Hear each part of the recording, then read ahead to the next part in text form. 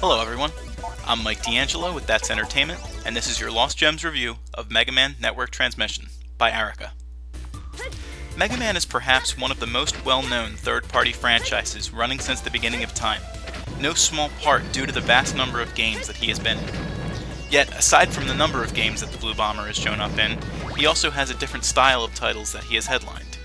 Of course, he's been involved in the Classic series and the X series, but he's also been featured in a 3D adventure series, an internet-based RPG strategy hybrid, as well as a soccer title. In 2003, Capcom tried to expand the Mega Man market by teaming with Arika to release Network Transmission, a mesh of the old-school classics with the newly successful Battle Network series.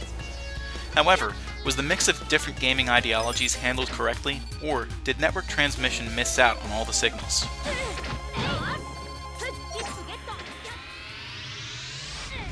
Tying directly into the Battle Network series, Lan and his Net Navi, Mega Man, are relaxing after toppling the evil World 3 from its position of tyranny. They aren't afforded rest for very long, as turmoil is once again unfolding upon the net. The two quickly find out that a supposed vaccine has been sold to a number of other Navis, with terribly adverse effects. All of the Navis who are given the vaccine are beginning to go berserk, and it is up to Mega Man to jack into the net and save the day.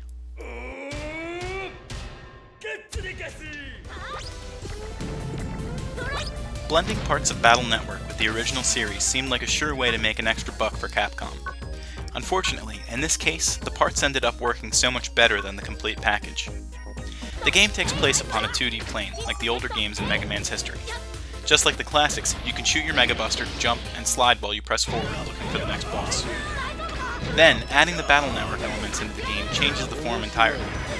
The player sends chips to Mega Man to utilize his weapons. These are very familiar additions from the handheld series.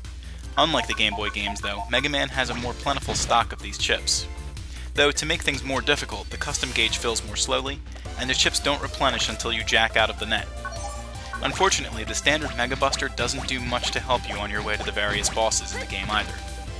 Another thing that some may find bothersome about the game is the way that it feels like a flawed Metroidvania. The developer could have easily included a map that helped you find your way through the confusing game world, even if they didn't add more options for places to enter the confusing net. For its time, the game's animation and visuals were considered strong representations. However, the larger sprites make the playing field seem more restricted, leaving you more open to attack if you aren't cautious.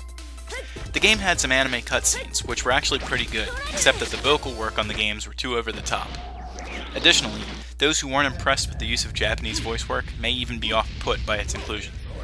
The music of the game brings some fairly good additions to the Mega Man series, though they are still somewhat lacking when compared to the Classic and X series.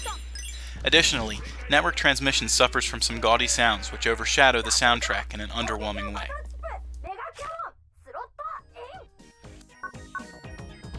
While there aren't very many side quests to speak of, Network Transmission does happen to have a couple of RPG elements handy to extend the life of the game.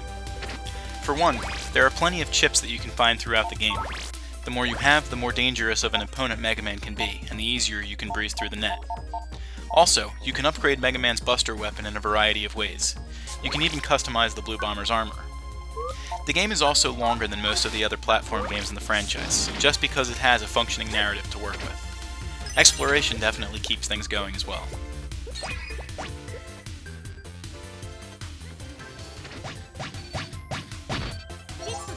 While it may be easy to pass up this game as a pretender, it does manage to get certain things right. It's unfortunate that many of the pieces rarely line up perfectly, and even more dissatisfying to know that the game was so ill-received that it will likely never get a second try. The closest that things get to this game was the ZX series on the Nintendo DS, and, to a lesser extent, Mega Man Zero on the Game Boy Advance. Regardless, though this happened to be one of the weaker appearances of a Mega Man game, it can still manage to be fairly enjoyable.